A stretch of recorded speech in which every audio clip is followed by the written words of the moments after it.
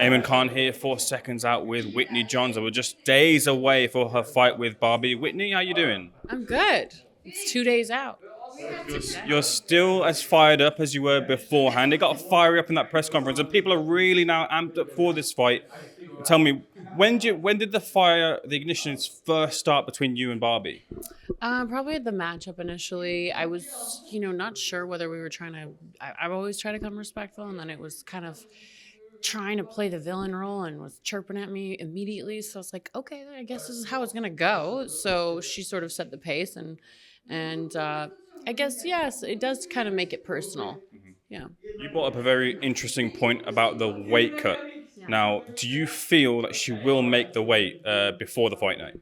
I actually do now. I was talking a little shit, but trying to give her a hard time, getting her head a little bit. But I do. I actually think she's gonna make it. She looks a lot smaller. She looks like she's right on track. I was genuinely not thinking she was going to make weight when we initially had the matchup because it was probably at least 20 pounds off, and it was only a month, and I knew she had already come down quite a bit. So just realistically speaking, and being in a fitness background and knowing how the body works and all that, it was sort of like, I just don't know if it's going to happen, but she's worked hard. She's going to make it happen, it looks like. So we'll see. We'll find out on tomorrow morning. Even if she does make weight, you feel that it's going to take something out of her and that's going to play an advantage in the fight? I do. Being around the combat sports world, weight cuts are tough on you. They're tough on your body. They're tough on your mentality. They're tough on your performance. So we will see if it affects her. I mean, she's not a seasoned, weight cutter. So I do think that it's going to give a bit of an advantage to me because I've been eating really good all week. I've been getting great recovery. So I'm coming into it feeling really good. But who knows what she'll be able to pull out.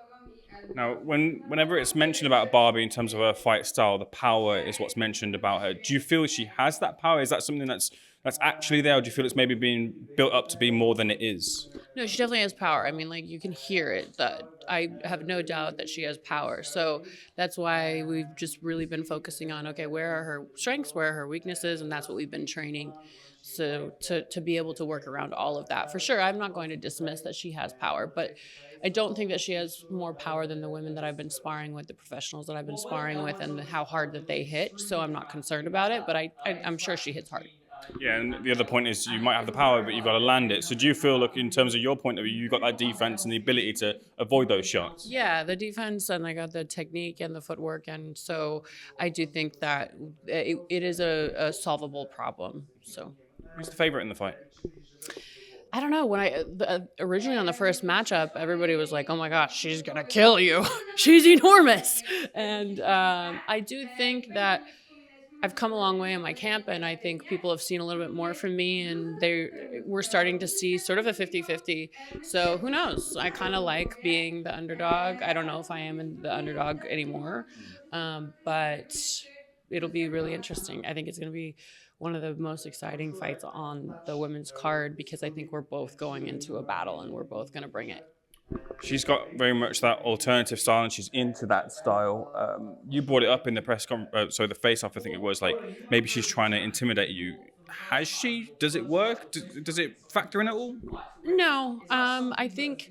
And it was more just about like, look, I'm all down for expressing yourself. And I was actually really excited. Like she was on the card when I first saw the roster. I'm like, she seems really cool. I can't wait to meet her. And then I was just getting such weird energy from her in different ways that it was sort of like, oh, I think that a lot of this is a facade. Like there's a lot of kind of mixed messages going on there. And the way that I'm reading it is, I think in general that can be perceived as trying to, in life, put on a facade of being this big, scary person. And but look, I'm all for get weird, like do you like that. I'm all about it. It's just more about what energy are you actually bringing. So do you ever have an emo face? What's that? Did you ever have an emo face? Inside, my insides are make it looks exactly like hers on my insides, but I present differently, I guess. So we all present in a way that we see fit, and but yeah, more emo music. More emo music, and I'm very, I'm an emotional person in general, but yeah, no, not on the look, not on like what I outwardly present. No. If you plan to get to the final and win the final, who do you feel will be in the opposite corner to you if you get there? In the final, I mean, probably Elle because I've just seen what she's capable of. But again, this first night of fights is going to be really interesting because we could see some crazy talent from some of these girls that are super new to this and that don't have a lot of footage that I have no read on yet. So right now I'd say Elle, but we'll find out. Is there a part of you that wants to hold back a little bit so you don't show everything in the ring as a tactical kind of thing to make sure you're not giving everything away on Saturday? I think I think maybe that would be the case if it were an easier fight. I don't think it's going to be an easy fight. I think it's going to be one of the harder fights of the entire tournament that I'll face. So I don't have the ability. I can't afford to like hold anything close to the vest. I'm going to give it all that I have. But again, I like from one week to the next, I am a completely different boxer. I progress like crazy. I learn really, really fast. So I'm going to be a completely different person in the ring come the next fight. So I don't think it would be possible to show all my cards because I'm going to have a lot more coming into the second fight. When you win the tournament as you plan to do, the world is kind of your oyster then. You could continue to fight, you could stop fighting there, but if you do continue to fight, do you have a dream fight in mind? I don't really know because there's not a ton of like in the female influencer boxing space. It would be really cool to be able to go in and actually fight a real professional. Okay.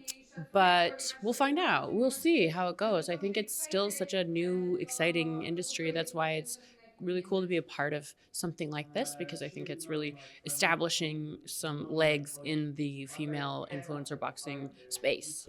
I'll leave the final word with you, Whitney. Tell me, why are you the Kingpin Tournament winner? I want it the most, and I work the hardest. Whitney, pleasure speaking to you. Looking forward to your fight with Barbie this weekend. Thanks for speaking to Seconds Out. Much appreciated. Cheers.